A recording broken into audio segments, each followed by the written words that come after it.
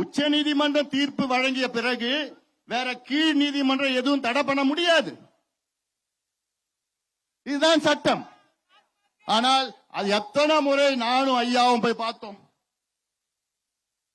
எத்தனை முறை பார்த்தோம், எத்தனை முறை பேசணும். ஒவ்வொரு முறையும் நிச்சயமா நான் செய்யறேன், நிச்சயமா நான் செய்யறேன். பொய்ய சொன்னேன் ஸ்டாலின் அவர்களே. இந்த தேர்தலை நாங்க பார்த்துட்டு போறோம், பார்க்க தான் போறோம். நம்ம நாங்க என்னையா கேட்டோம்? இந்த பிள்ளைங்களுக்கு படிப்பு கேட்டையா, வேலை கேட்ட, அவ்வளோயா?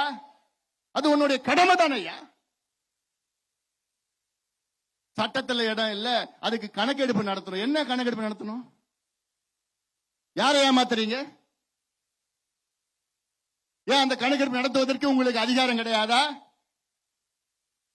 இதுல ரெண்டு விஷயம் நீங்க புரிஞ்சுக்கணும்.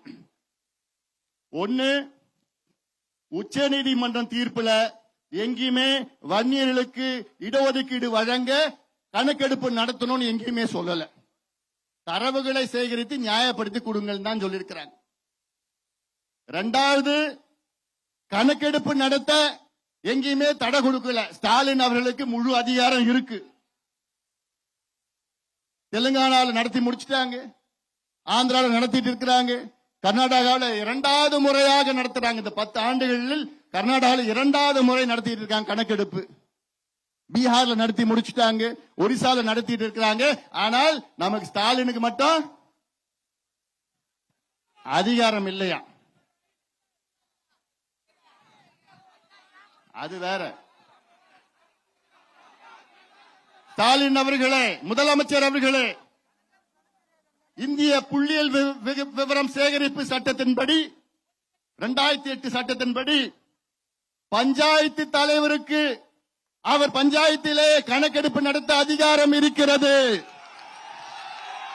இந்த அடிப்படையை தெரிந்து கொள்ளுங்கள் ஸ்டாலின் அவர்களே.